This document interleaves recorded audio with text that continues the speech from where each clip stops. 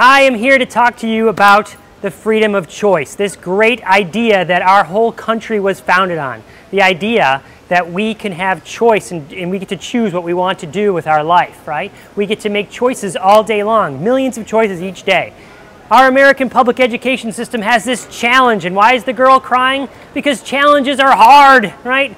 Challenges aren't easy. No one goes and runs a marathon and thinks that's easy, right? So it's hard. And so we have this challenge, and that's the challenge that we don't get to educate this middle road of students, but we have to educate all the students, every different race and creed and color and ability, and we have to do them all. Something my father doesn't understand, why teachers get paid so much they do, that we have so much we have to, all the students we have to cover. Traditionally, we do this with books, with lectures, and with the dreaded worksheet, right? And we teach everybody the same way, these same sorts of way. This is a traditional way. And now, just like we heard from Tom, we take that same technology and we pile it on top. Instead of those, we have textbooks online, or we have smart boards, or look, there's the Elmo back door, or we listen to videos, right? So we're putting the technology, but we're still doing it the same way, and everyone has to do it the same way. But if we all had to read the same book, and use the same phone and watch the same movie. Imagine I said you had to use a Droid and you're an iPhone user, you'd hate it. Everyone would be miserable. If you had to do everything the exact same way, we'd be clones. So, everyone is different. You have to embrace that fact that everyone is different.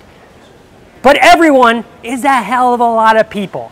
How do we get to everybody? All these differences. So, there's this concept we can get behind. It's called universal design for learning. It's one of those buzzwords you hear. Well, here it's a door, or this sort of door. Not just good for people with disabilities. People with a wheelchair can go through there, or people without hands can open that garage door, or open that door. We can all do it. One of the strategies is that universal design for learning has 3 pillars. The first one is multiple means of engagement. Some students like Batman, while some students like dress up with, girl stuff, and others like pirates. Multiple means of representation. Here, I could show you how to mow a lawn. This guy has decided he's going to show you by having a tattoo on his head. Multiple means of representing the content. How do I express it? And then how do students express what they know? Maybe the tattoo on the back. So, every solution that we come up with, here's this great concept, universal design for learning, let's get behind it. But every solution brings new challenges. This girl having trouble opening that, because she found the way to get up there, but now she has trouble opening the actual thing. So, what's one of the problems with universal design for learning is that it's primarily known as a special ed initiative. In the Common Core, it's written in the special ed section. 45 states are getting it wrong because it's in the wrong section. It's in special ed. Instead, it should be in general ed.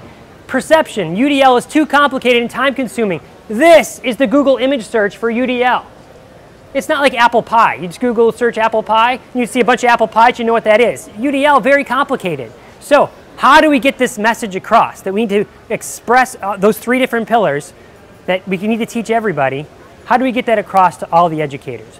We need something different besides that buzzword of universal design. I think it's a good thing. We need to get behind universal design, but it's too complicated. So, this is how brands do it, and these would all be good slogans to put behind universal design for learning. Just do it. Think differently. I'm loving it. The best a man can get. So, if we could boil this concept of universal design for learning, those 3 pillars, that complexity down into just one phrase that you could go back and you could spread to your teachers, what would it be? What would it be when teachers sit down to plan a lesson? How can they change the way they're doing it? Instead of just thinking, I'm going to plan one activity and make all my students do it, what can we get behind? And so here it is. You ready? Here's the slogan.